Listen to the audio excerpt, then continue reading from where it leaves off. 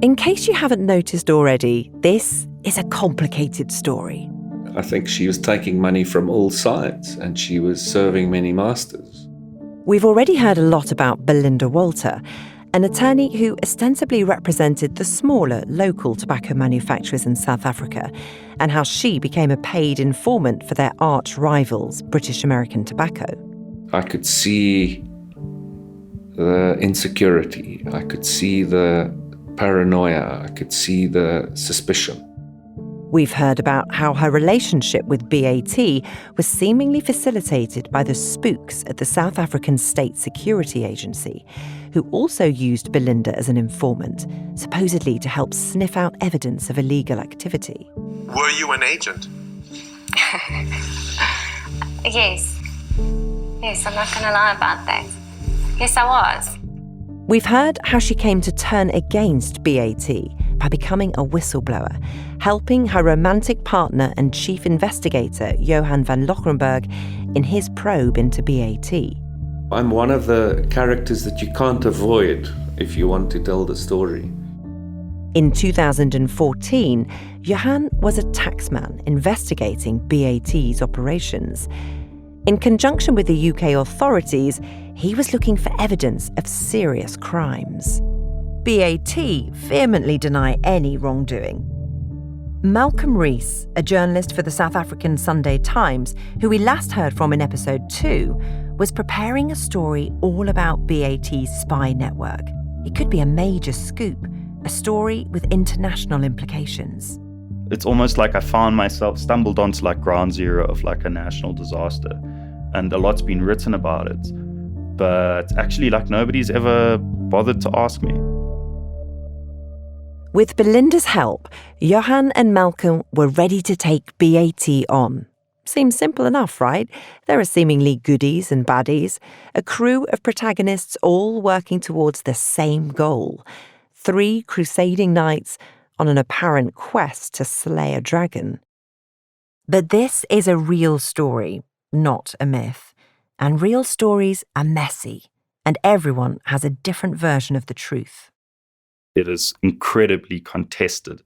There's just so much effort and resource and interest in constructing this story. And that means that as soon as you step into the space or step near it, you become an actor.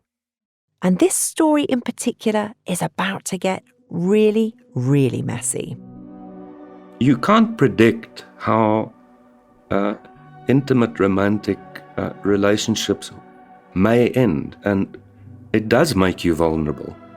It does put power into the hands of the other person that can be used in horrible ways. You're listening to Smokescreen. I'm Victoria Hollingsworth from the Bureau of Investigative Journalism. This is the story of how British American Tobacco, one of the world's largest companies, came to be involved in industrial espionage, enlisting a network of spies and informants with the effect of helping them to secure the lucrative South African tobacco market. BAT say that they did all of this with the aim of combating the trade of illicit cigarettes and assisting South African law enforcement.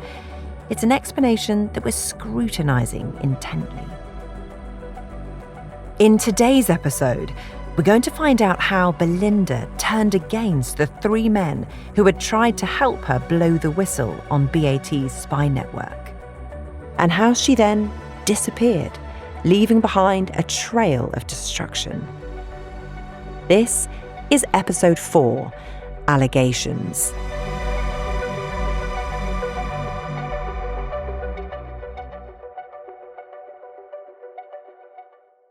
It's February 2014. We've been here before in episode 2. It's summertime in Johannesburg. Malcolm Rees is recovering from a hangover, sitting in the lobby of an unremarkable hotel in a dingy area of town. Malcolm is here to meet Belinda. He got a call from Adriano Mazzotti, the owner of a small tobacco manufacturer called Carnelings, who Belinda represented as an attorney. Mazzotti told Malcolm to come quick. Belinda is spilling the beans. Like recounting a really crazy story. Belinda's telling Malcolm all about her secret dual role as an informant for the state and BAT. That she was an agent working for the intelligence structures, that she'd also been working for the British American Tobacco, that she'd been tasked with infiltrating the opposition to British American Tobacco, and she'd been paid in this kind of surreptitious way by British American Tobacco, and that there was some sort of cooperation between British American Tobacco and these intelligence structures and the government and the police. It's a lot of crazy stuff to hear in 45 minutes. Malcolm recorded the conversation with Belinda's knowledge, although she denies that she gave him permission. Malcolm has given us this recording. It's not the best quality, as you might expect for a meeting in a hotel bar, but you can make out what Belinda's saying. Here she is telling Malcolm all about the way she was being paid and the secret recording she made of her BAT handler. So they give me a card. He tells me, and I've got voice recordings. Just 2 weeks ago, I made him talk into the microphone. Can we prove it? I've got the cards and I've got the conversation here. Very Rob good. listened to the conversation. It's over 30 minutes long. We listened to this conversation back in episode 2, but there was one crucial detail I didn't tell you. This is another one of those moments where there are many layers that we need to peel back. Belinda didn't just tell Malcolm and Mazzotti about her work for BAT. She also revealed another astounding secret relationship, the one with Johan van Lochrenberg, the chief investigator at the Revenue Service, investigating the tobacco industry. In all of this, I met Johan van Lochrenberg, obviously. He started sending me WhatsApps one evening. Very intense in the beginning. She claimed that Johan had been spying on and controlling her. She had just been playing his game. He told me that he'd intercepted all of my mails, that they had intercepted orders on me, that they'd been doing it for 2 years, more than 2 years on everybody. So I realized some time ago that it's all a game, and I've been playing his game. That silence you can hear? It's stunned silence. Malcolm isn't sure what to make of all this. And then the other men at the table start giggling like schoolboys. So in this relationship that you have with Johan, Who his nose is squeaky. Are you okay? We call him Gru, by the way. Are you surviving this? Gru is bigger than me. Belinda's claims might seem incredible to Malcolm, but she says she can back it up with the evidence. She's got the receipts. WhatsApp messages which she claims show Johan manipulating and controlling her. I've got WhatsApp with Johan trying to manipulate me to ditch BAT so that he can nail BAT and telling me what to say to them, pushing them into a corner. Here's Belinda showing Malcolm the texts. She shows them her nickname for Johan when they're arguing. You can hear Mazzotti's smoky laugh in the background. Oh wait, I call him fucknut when I'm cross and he hates it. There we go. Don't let that. So what did Malcolm make of all this? in my mind, it was like, look, the very fact that this relationship exists is newsworthy. I mean, like, it's a complicated relationship when you've got the guy who's running this sort of elite team of investigators looking at tobacco, and here's a woman who represents all of these guys in a relationship with him. You know, and in that meeting, honestly, like, she showed me her phone from Johan, this guy, like, messaging her, clearly, like, in distress. And to me, even that was unbelievable, because I didn't expect that this relationship thing was truth. You know, like, you take everything in the space with like 18 spoons of salt. That bag of salt is going to come in handy. Because Belinda didn't just show Malcolm WhatsApps to evidence her claims. She also showed him Johann's watch. It has an engraving on the back, a name and a date. Belinda claimed that this particular watch was evidence of something which seemed sinister. She said she understood the watch had been given to Johann by a notorious apartheid-era assassin and tobacco gangster. A former apartheid spy and self-confessed murderer, actually, who was also in the tobacco industry. It was, Belinda claimed, evidence that Johann had been receiving gifts from such a person. So how does Johann explain all this? I mean, it's just completely, it's you take something that is so, which is the watch, and you just latch on complete nonsense, which is completely devoid of the truth. In fact, that watch represents a particular relationship of an old friend of mine from school years who had committed suicide. And that watch was commemorative of our friendship and the day he died. I should point out here that we have no reason not to believe Johann about this. We haven't seen any evidence to back up Belinda's claim about where that watch allegedly came from. It seems that Belinda might have mixed together true and false information. That would make her an unreliable narrator, which is great for a story, but bad for any investigators hoping to rely 100% on Belinda's testimony. Every one of her allegations, including those against BAT, need to be scrutinised and corroborated with evidence before we can accept them. We certainly can't take Belinda's word for granted. What makes this investigation even harder is how frequently she appeared to switch sides.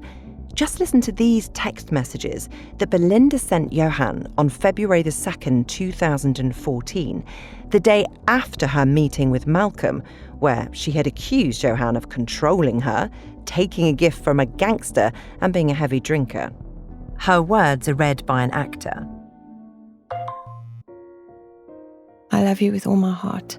I feel so disgusted and disappointed in myself that not only did I betray you, but the types of things I said to those scumbags, I don't understand how you can even look at me. You should hate me.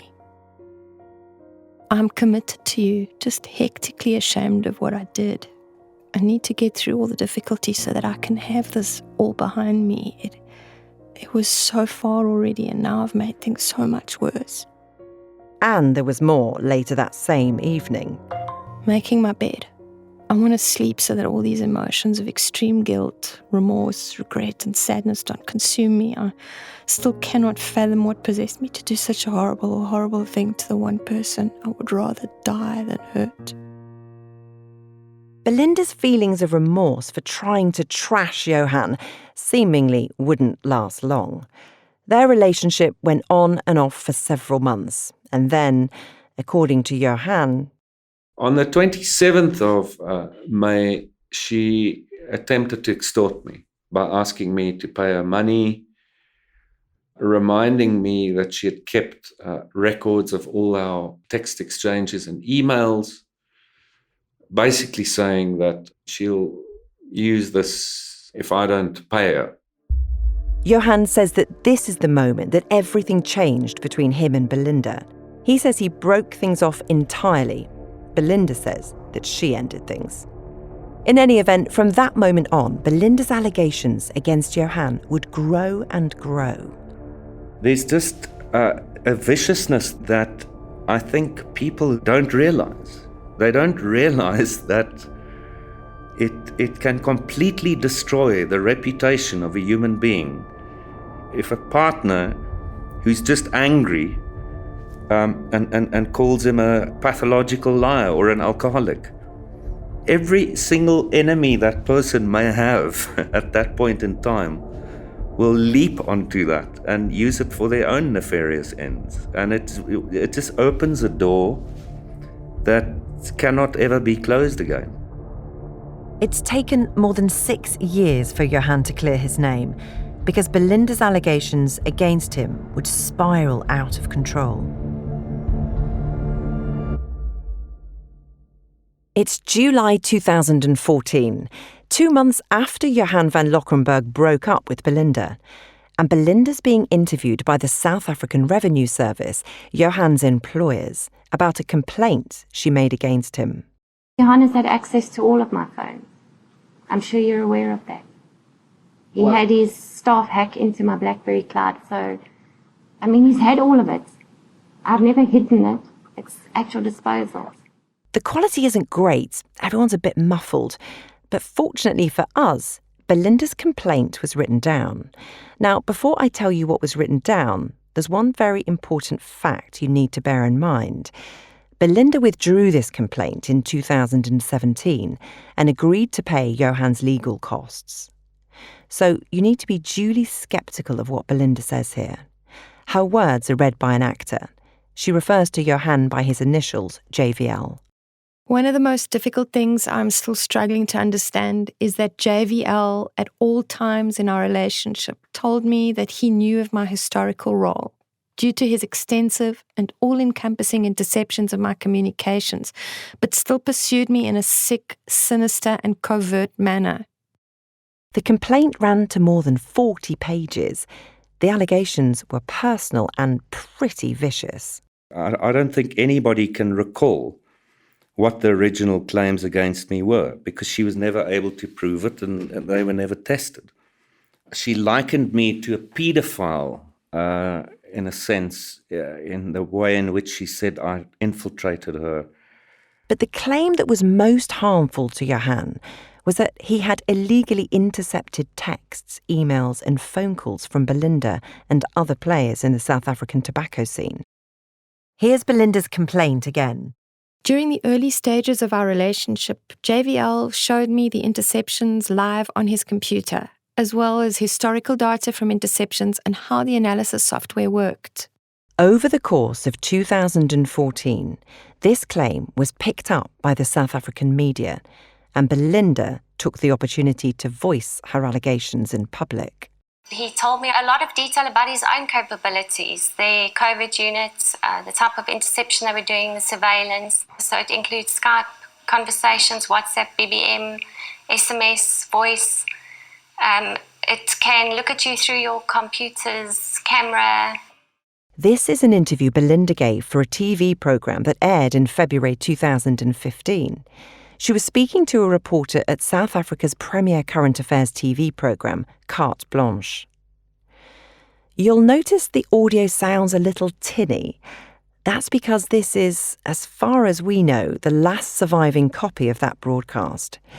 Since Belinda first started making claims against him, Johan's been on a mission to clear his name. When he fought back, this programme was removed from all digital and broadcast platforms. You're listening to a copy that Johan kept for his records and that he's given to us. Belinda also revealed in her submissions that Johan had told her the unit was used to target perceived enemies. Who they were looking at, which politicians, how SARS was doing an audit of a particular political party and that they were going to swing an election if they had to. Belinda's allegations were amplified across the media and built on. New, false claims from other players were repeatedly aired, the story spinning out of control. I mean, it was just a complete free-for-all. It was a classic case of blood in the water and, the sharks were circling and all the sharks just jumped into the fray.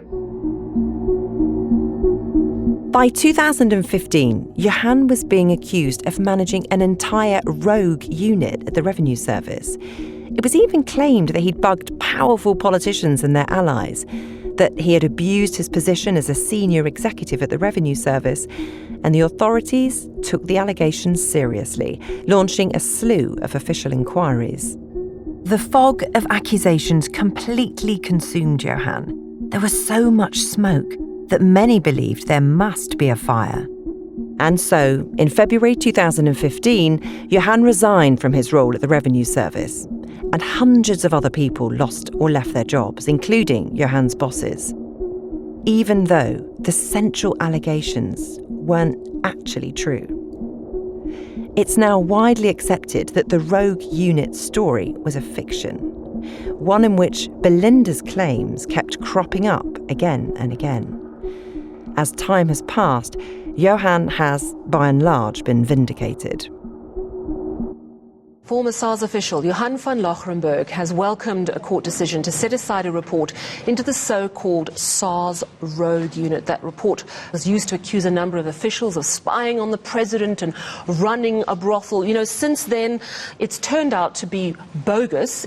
Van Lochrenberg joins us now via Skype. Good evening. Thank you very much for your time. In fact, what Johan's unit was doing, quite legally, was chasing tax dodgers, and they were good at it.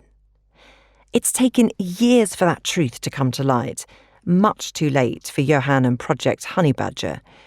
In and amongst all of the claims and counterclaims, the inquiries and the media noise, Johan's investigation into BAT was completely derailed.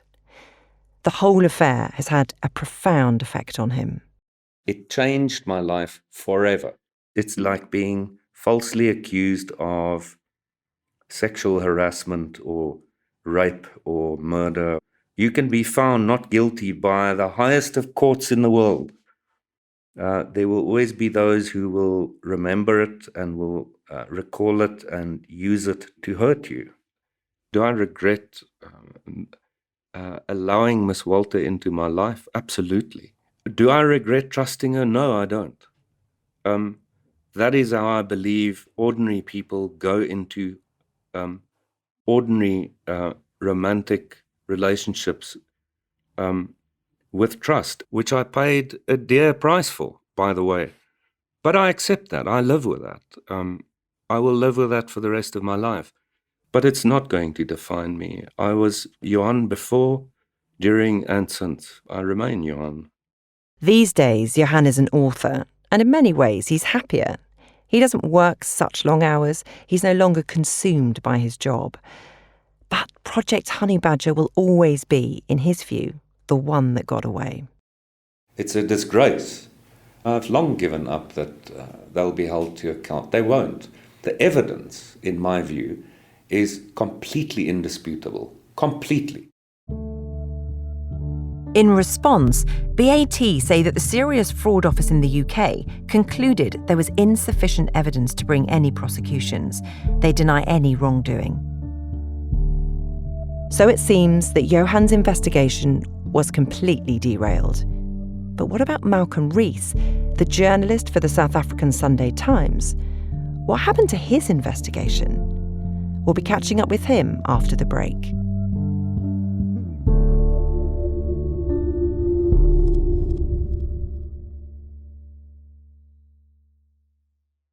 When we last heard from Malcolm Rees, the journalist for the South African Sunday Times, it was February 2014, a year before Johan resigned. Malcolm left his meeting with Belinda feeling like he had two big stories on his hands, one about Johan and the other about BAT. I suppose I would have left thinking I've got a story here. Let's try and get Belinda into the office. Let's get it on paper. But for whatever reason, she then made an about turn, and then she launched an attack on me. You know, we've got the emails to my employer. She basically says, I didn't want you to record that. Everything I said was bullshit, and I want it all back. You can't use it. Shortly after Malcolm's meeting with Belinda, a bombshell landed in his inbox. Dear Malcolm, you will recall that on Saturday I asked twice that you not record the meeting, and then you recorded the meeting and I had no option. As explained, the statements made regarding various persons during the interview were false and defamatory. Belinda claimed that she'd spoken to Malcolm under duress, telling him to disregard everything. Much of what was said was derived from the usual industry gossip. Belinda demanded that the recordings be destroyed, but Malcolm and his editors at the Sunday Times weren't going to be pushed around. They didn't hand over the recording. At which point, Belinda started to make allegations against Malcolm. There were multiple allegations, right? The main one that somehow got traction was that I'd been offered bribes. The evidence for these claims against Malcolm is pretty thin. Belinda emailed Malcolm's editor at the Sunday Times in February 2014, claiming that in return for good coverage, a local tobacco manufacturer had offered Malcolm financial benefit in the form of cash, holidays and cocaine on multiple occasions. I mean, to me, it was like ridiculous, obviously. Like the claims were made for a very clear reason at a very clear time. And they were just like in this space, rumors are a weapon, you know. I basically thought nothing of it. Okay, here's this woman who's all over the place, making all over the place allegations against me. We do whatever due process at the Sunday Times. There's no evidence. It's simply nonsense, which is the factual reality of it. Whatever done, you know what I mean? But it wasn't done. Far from it. Just as with Johan, Belinda's claims against Malcolm would take on a life of their own. It's like a fucking Orwellian double-think kind of mind fuck that this woman had some kind of extraordinary hold over me because whatever, you know, I'd been taking bribes. It's a really bizarre piece of journalism. And you see now how this like little rumor starts to gain momentum. Just as with Johan, where Belinda went, others were quick to follow. Here's Yusuf Kaji, the tobacco boss who you may remember from episode 1 had a serious beef with Malcolm about his reporting. What happened to Malcolm Rees? Where's the poor guy? I don't even know anymore. He again wrote articles about me, and then I engaged him. I said, Malcolm, why do you write articles without finding out the facts? And when I started talking to him, I found out that his job was to make sure we're not a success. So he was writing articles, they were paying for his cocaine addiction, they were paying for women for him in Mauritius, sending him on fancy holidays. And the poor guy in the end, what happened? Belinda then exposed him, and out he went. Whether Kaji was aware or not at the time, there is no evidence for any of these allegations whatsoever. By this point, Malcolm had decided to take a break from journalism. He said he needed to recharge his batteries after spending so long in the murky world of South African tobacco. But when he tried to get back into the newspaper business, the rumours would haunt him when applying for jobs.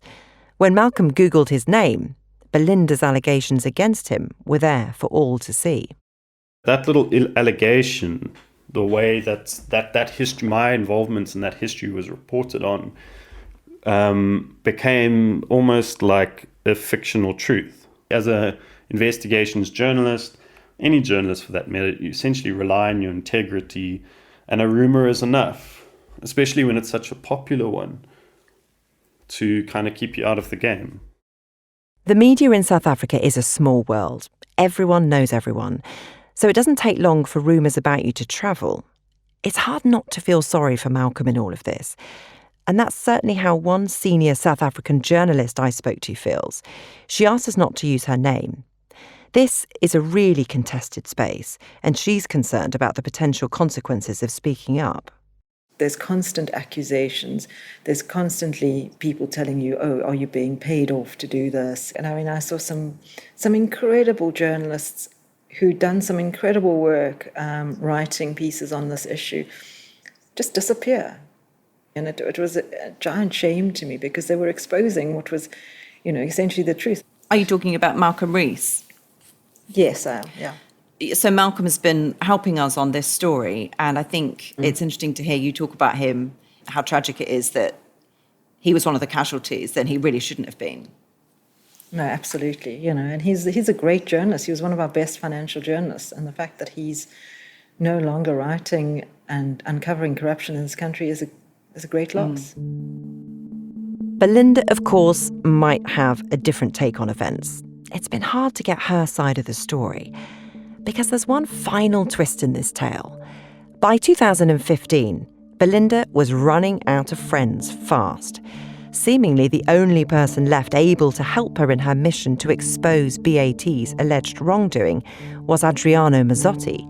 Belinda's former tobacco client who invited Malcolm to that fateful meeting in February 2014. As we heard in episode 2, Mazzotti was concerned about the fact that Belinda was secretly working for his rivals at BAT. Here he is speaking to BBC Panorama.